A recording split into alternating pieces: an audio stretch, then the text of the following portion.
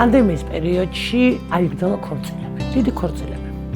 Დასაკვირველი დაიჩაგდნენ პატარძლები და ძალიან ხშირად მსმენია, რომ აი შენ დროს როგორი ქორწილი იყო, შენ დროს არ იყო არანაირი აკრძალვა და დამეთანხმება ყველა ის ადამიანი, ვისაც 90-იან წლებში ჰქონდათ ქორწილი, რომ ის ოცნება, რომელიც ნებისმიერი დედოფლისთვის არის, რომ ჰქონდეს რაღაცა საოცარი სადედოფლო კაბა, მეტნაკლებად არ სრულდებოდა, იმიტომ რომ იქ არ იყვნენ შესაძლებლობა და რაღაცნაირი ბაზრობებზე ნაყიდი ან სახლში ან ჩუმად ვიღაცასთან შეკერილი, რაღაცნაირი კაბებით ვიყავით, ხო? კაბები იყო თუ ეს კოსტიუმები, არ ვიცი და მე ძალიან მიხარია, რომ ამდენი წლის მერე შეიძლება ჩემთვის ითქვას, რომ 26 წლის შემდეგ მე ის ოცნება ამისრულა მარი გოლდმა.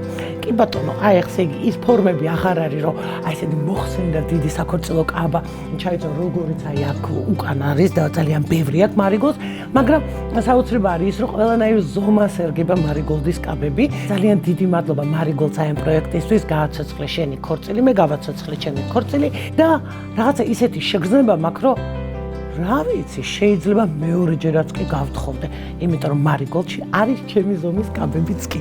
იმდენად შევედი როლში, მართალია უსიძეო ქორწილი არის, რომ ყვავილები არის და ის აუცილებელი, ასე ვთქვათ, რიტუალი უნდა ჩავატარო, აი ხა უნდა ვისროლო ყვავილი.